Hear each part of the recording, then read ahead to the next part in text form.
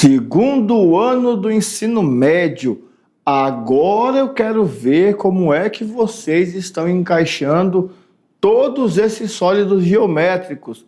Seja ele corpo redondo, seja ele um poliedro, preciso saber como é que vocês estão encaixando o sólido, a área, tudo. E olha, com essa aula vai dar uma reforçada no baralho, porque tendo o baralho, dá para você fazer aquele trabalho bacana. Até fica a sugestão, eu vou ver se eu consigo fazer lá nas cartinhas, tá? Os coringas.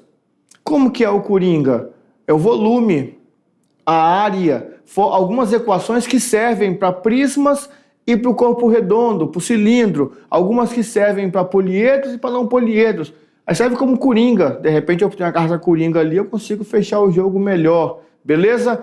Então na aula 26, nós vamos ver algumas aplicações, alguns problemas com os nossos sólidos geométricos. Na telinha, diretor, aula 26.1, matemática no segundo ano do ensino médio, mediação tecnológica, aplicações de geometria espacial. Então, de maneira bem diferente, nós vamos agora olhar para essa amplitude de sólidos geométricos. E eu quero saber o que você sabe. Melhor, o que você lembra? Porque, teoricamente, vocês devem saber de tudo, certo? Eita, professor, de tudo? É.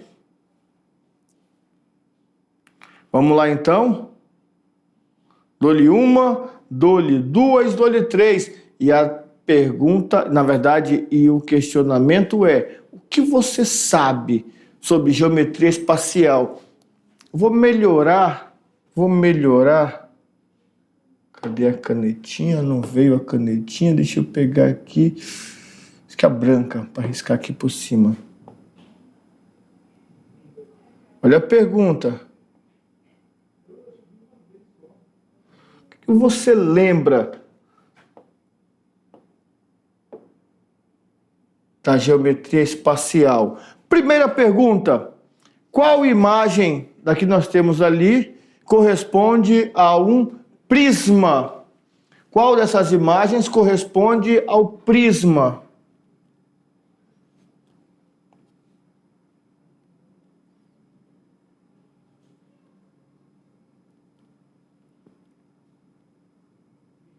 Dou-lhe uma, dou-lhe duas, dou-lhe três. Ali na figura, nós temos ele tanto reto como ele oblíquo. Dou-lhe duas, dou-lhe três. Esse é um prisma. Aí você lembra aí, ó. Você lembra aí. Duas. Opa, branco não vai riscar aqui.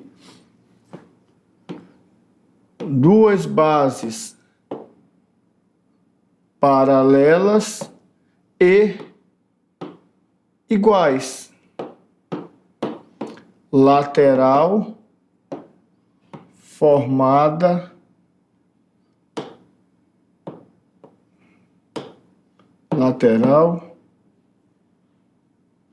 formada por paralelogramos. Ponto. Anotou? Lembrou disso aí? Não lembrava? Está lembrando agora, então. Pergunta número 2. O que é o raio de um cilindro? O que é o raio de um cilindro? Ah, professor, você não falou? Não. Falei, e não foi só uma vez, não. Falei várias vezes. O que é o raio de um cilindro? Lembra o que tem na base de um cilindro? Isso, raio é a curva do plano, é a distância entre o centro do cilindro e a extremidade, corresponde à altura, que é o mesmo que a geratriz. Dou-lhe uma, dou-lhe duas, dou-lhe três. Você lembra do cilindro? Pois é, lembrou do cilindro? O raio é essa medida que vai do centro até a extremidade. Isso aqui é o raio, beleza? Pergunta número 3. Com que fórmula se calcula a área total de um cubo? Nós falamos que cada figura tem sua área específica. Os prismas é a área da base mais a área lateral. Falamos que o cubo é também conhecido como um hexaedro. Até desenhamos o cubo em uma das aulas. É um hexaedro porque é formado por 6 figuras iguais. Então, eu quero saber como é que se calcula a área total de um cubo. Tem uma equação ali que simplifica bem isso aí. Dou-lhe uma, dou-lhe duas. Vamos lá. Pensa aí. Pensa.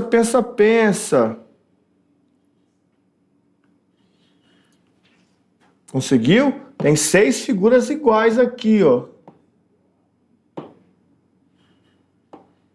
Tô dando spoilers aqui, viu? São caracteres... Opa! Entendi. Volta para lá. Onde que eu apertei aqui, Jesus? Não foi aqui. Foi aqui. Pronto. Viu? A gente vai mexendo e vai aprendendo. Relaxa. Pode deixar. Vai lá. Tranquilo. É nóis. Vamos. Só tem 2 que podem ser. Isso mesmo. Ou é essa... ou é essa. Só tem essas 2.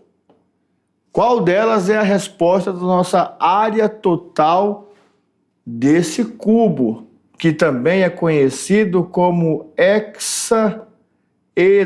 Olha só, na pergunta já fui falando para vocês um monte de coisas características do cubo. Então a resposta certa, se é área, é A ao quadrado. Como são 6 figuras iguais, só pode ser 6A ao quadrado. Beleza? Pergunta número 4. Para calcular a área da pirâmide, é preciso somar as faces laterais à área da base, somar as arestas mais a base, somar a altura e a área da base, ou somar os trapézios e a altura para calcular a área da pirâmide? Bora. Dou-lhe uma. Dou-lhe 2. Dou-lhe 3. A resposta é somar as faces laterais. Nós vamos pegar aqui, ó. Então, eu tenho a minha pirâmide. Então, eu vejo a área da base. Eu tenho as áreas laterais. Então eu vou somar essas 2 áreas e tenho a minha área total. Pergunta número 5. Calcule o volume de um cone circular reto, cujo raio mede 3 centímetros e a geratriz mede 5 centímetros. Para calcular o volume de um cone, o que eu preciso? Aqui eu tenho raio e geratriz. Raio e geratriz. Para calcular o volume, é só isso que eu preciso? Ou eu preciso de outra coisa, outra informação? Pensa aí. Eu vou te ajudar. Volume é igual a πr ao quadrado vezes h dividido por 3. Aqui, ó, tá tudo com π. Então não precisa mexer com π. Beleza. Isso mesmo, nós não temos a altura. Não temos entre aspas, porque se a geratriz é 5 e o raio da base é 3, ficou fácil achar a altura. Né? Tá bem fácil achar a altura. É só você pensar direitinho aí, vai lá. Pensa direitinho. Eu apaguei a base. Pensou direitinho? Pronto. Então responde. Perfeito, vou dar o spoiler. A altura é 4, muito bom. Esse triângulo retângulo aqui, vocês não podem esquecer dele, tá certo? 5 4 e 3. Essa terna pitagórica aqui é muito conhecida, muito famosa.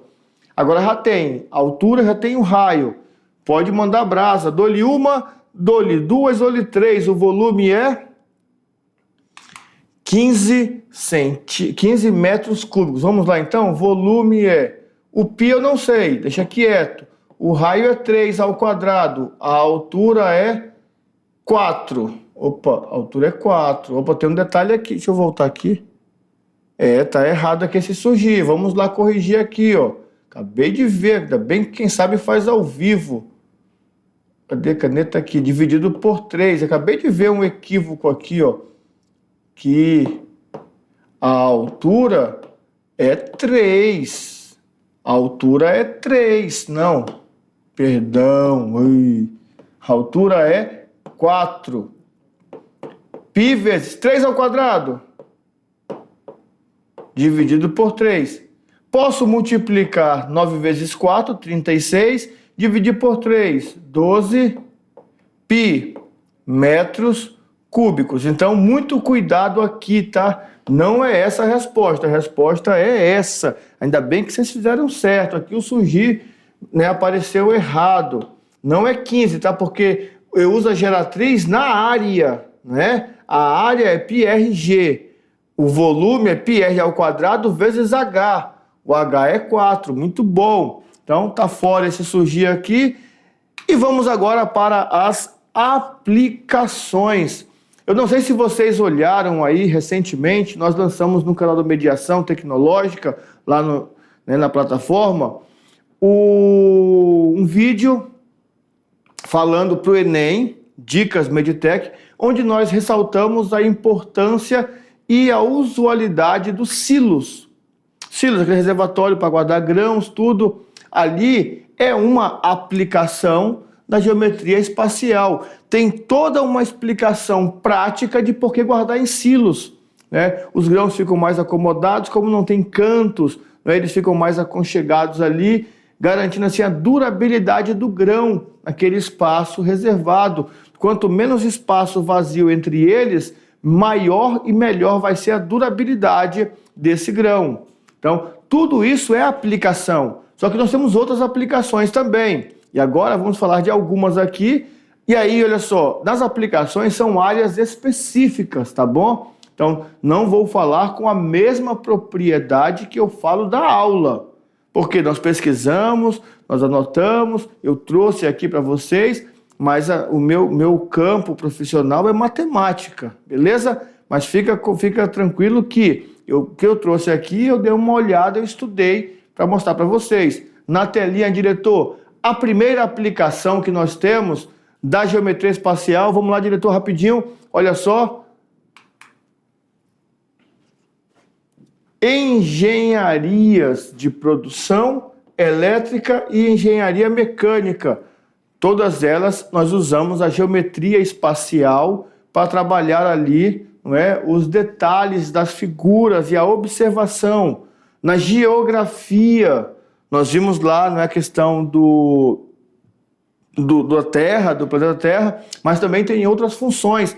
Aqueles meridianos, aqueles paralelos ali, quando nós conseguimos observar e entender cada um deles, nós conseguimos até fazer o cálculo de fusos horários. Na cartografia também temos a aplicação da geometria espacial. Na astronomia, para verificar o distanciamento de meteoros e cometas, fazer todo esse estudo e todo esse controle. Também usamos a nossa geometria espacial, tá certo? Então, essa geometria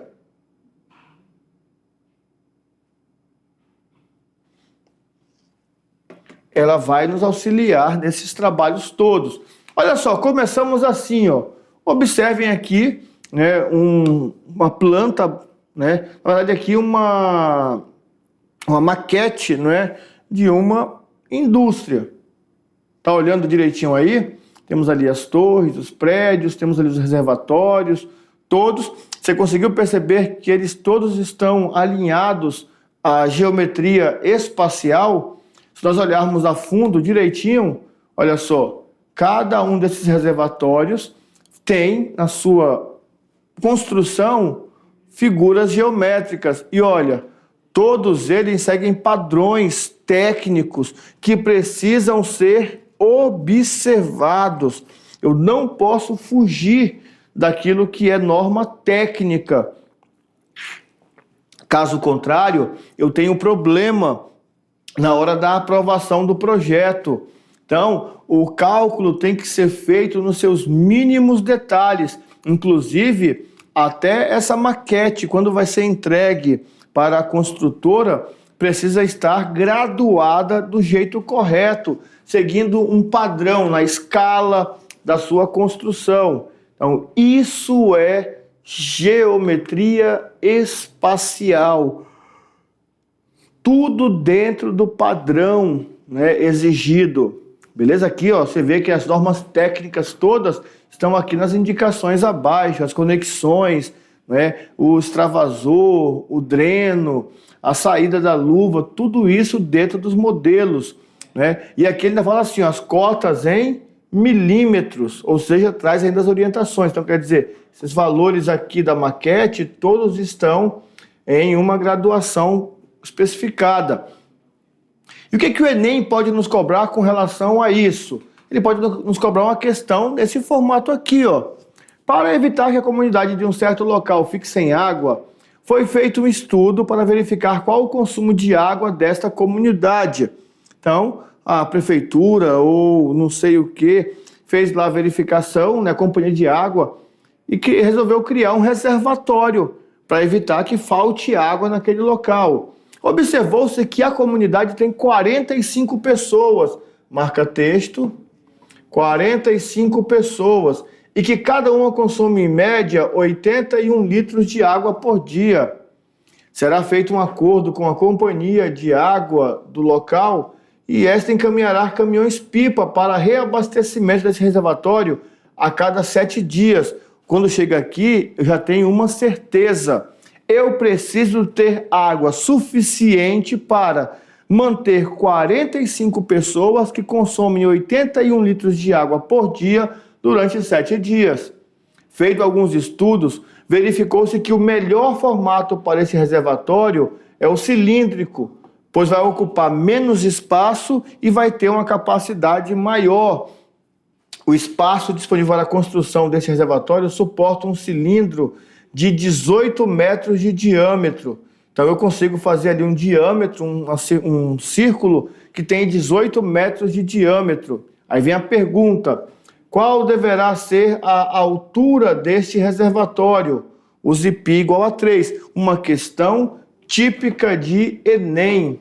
Vamos fazer assim agora, olha só, presta atenção. Vou pegar a caneta aqui, que tá lá, beleza.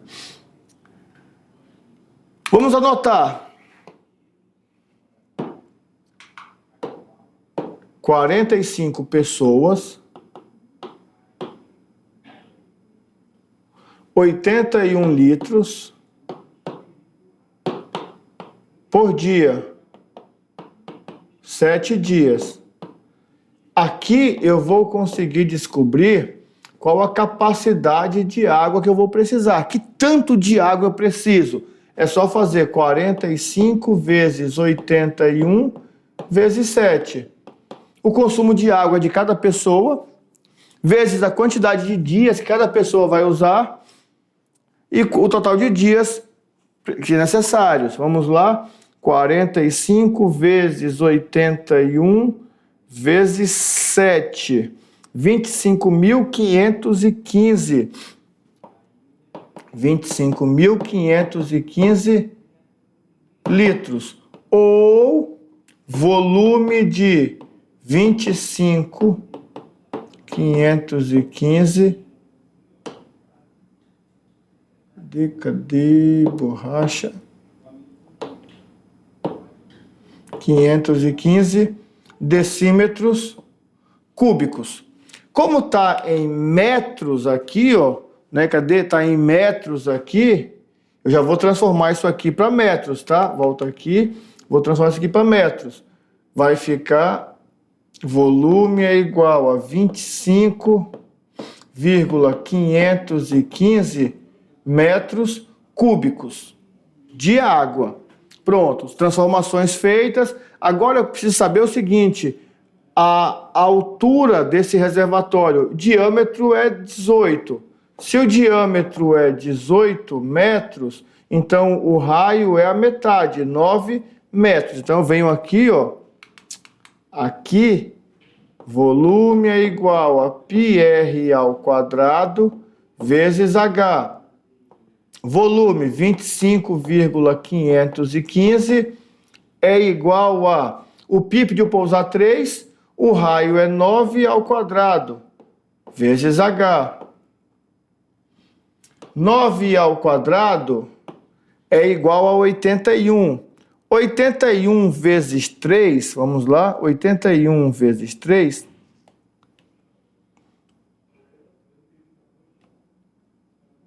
Isso, 243. Então vai ficar 243H igual a 25,515 metros cúbicos. Certo? Passa dividindo, H é igual a 25,515 dividido por 243, que deu uma altura pequenininha, tá? Vai ficar baixinho o reservatório, mas não tem problema. 25,515 dividido por 243, ó, 0,105 metros, ou bem baixinho, um negócio bem, vai ficar assim, ó, um reservatório assim, ó, grandão assim e bem estreitinho assim, né? Até para não ficar muito alto, né? Para não ter problemas ali. Eu faria um mais assim, ó, menorzinho aqui, mais alto. Mas aqui a questão, nós elaboramos a questão, né? Estilo Enem. E aí, talvez, nesse metro de diâmetro aqui, nós tenhamos falhado um pouquinho, mas não tem problema. É só para você entender como que o Enem vai te cobrar isso aqui. Ele vai te cobrar nesse formato. A outra aplicação é na geografia. Aqui também o Enem vai nos cobrar. Já vimos isso aqui durante a aula, vimos que esse aqui é o maior círculo que nós temos, correto? Beleza. Olha só. Sabemos que o globo terrestre tem diâmetro de aproximadamente 12.756 quilômetros, passando pelo Equador. Ou seja, 12.756.000 metros de diâmetro. Tanandã, cadê? Sabendo que aproximadamente 70% da superfície da Terra é formada de água e apenas 1% de água própria para consumo. Qual a quantidade aproximada de água forma o planeta Terra? E qual a porcentagem de água própria para consumo? É 1% desse volume. Se ele deu ali diâmetro, 12.756.000, então o raio é a metade. Essa daqui eu nem vou multiplicar, tá? A metade de 12.756 vai dar 6.000. Isso, vai lá, faz a conta aí, rapidinho. 12.756, 12.756.000. Metade, 6.378.000 metros. Olha só, o volume de água do nosso planeta Terra, vou até fazer aqui, ó, volume é igual a 4 πr ao cubo dividido por 3. Ele disse alguma coisa do π aqui? Π é 3. Vai ficar 4 vezes 3 vezes 6.378, 3 milhões ao cubo. Olha que número exorbitante. Olha que número exorbitante vai dar de volume. Vou estar fazendo assim, ó, vai ficar bem prático para nós. Eu pego 6.378 vezes 6, 3, 7, 8. Só sem colocar os zeros, ficou isso aqui, ó. 259, 4, 4, 9, 9, 2, 2, 1, 5, 2. E aí, como eu ignorei esses zeros aqui, e tá ao cubo, 1, 2, 3, 4, 5, 6, 7, 8, 9. Isso aqui, metros cúbicos. E 1% disso aí é potável. Meu Deus, professor. Aqui tá... É só uma visualização do número. Que número é esse? Vamos ver aqui. Simples, milhar, milhão, bilhão, trilhão, quadrilhão, quinquilhão. Meu Deus do céu, é muito grande. 1%. Tira os dois últimos zeros. Tudo isso aqui menos aqueles dois últimos zeros. Não, professor, não, para. É isso. Isso aqui é o que nós temos de água própria para o consumo. Misericórdia. Faz essa conta aí, sozinho. O Enem vai colocar um número alto assim? Provavelmente não. Beleza? Temos também na astronomia, na cartografia, estudos feitos muito tempo, as pessoas usavam, não é, a astronomia, a cartografia, a astrologia, para poder ali ter o comportamento da Lua, das estrelas, as fases do ano. Hoje não, hoje é tudo muito prático. Por quê? Porque alguém lá atrás estudou e estudou muito. Da cartografia, nós vamos fazer o quê? Nós temos que lembrar que nós temos meridianos e paralelos. Olha só aqui, ó. Meridianos e paralelos. O que é o meridiano? É a linha que corta, não é? É o círculo que corta na vertical. E paralelo, que corta na horizontal. Então, o que isso vai nos auxiliar? Atenção, quando eu tenho esses cortes direitinho, esses cortes vão nos orientar da seguinte maneira: latitudes norte e sul, a latitude está associada com os paralelos, com os cortes paralelos ao trópico do Equador, à linha do Equador, ao eixo X. E nós temos as longitudes, ali já é oeste e leste. Esse aqui já acompanha ao corte do Greenwich, ali as linhas nas verticais, aos nossos meridianos. Então a cartografia traz todo esse estudo, traz essa questão das distâncias, não é? Nós estamos tantos graus a leste, a oeste, e tudo isso é trabalhado de acordo com o nosso horário. E os horários são calculados de acordo com essa distribuição dentro desses cortes. Então, esses cortes todos aqui vão nos indicar o nosso horário, a nossa hora. Então, presta atenção aqui, ó. Se eu quero calcular um fuso horário, eu preciso saber o seguinte: aquele fuso está marcado em qual dos pontos? Então, a cada 15 graus, nós temos uma hora para mais ou uma hora para menos. Se esse 15 graus está para leste, eu tenho uma hora a mais. Se esses 15 graus está para oeste, eu tenho uma hora a menos. Olha só, professor, nunca nem sabia disso. Pois é. Então, aí aqui tem a questão da escala, tá? Que nós temos. Vamos lá. Olha só aqui, eu tenho aqui, ó, uma cidade A, 15 graus, são 18 horas. Que horas são na cidade B? Ó, 15 graus para cá, 45 graus para cá. Vamos lá verificar isso aí? Aqui está tudo resolvido, tá? Para que vocês possam olhar direitinho. Convertendo em horas, nós temos 1 grau, que equivale a 4 minutos, porque 15 graus é 1 hora. 15 graus, 1 hora. 1 hora tem 60 minutos. Simplifica, 1 minuto, então é 1 grau, então é 4 minutos. Aí fizemos aqui a divisão para saber, né, a diferença. Ele disse lá, não é a cada 15 graus é menos uma ou mais uma, leste ou oeste. Fazendo aqui as conversões, olha só, na cidade B são 14 horas.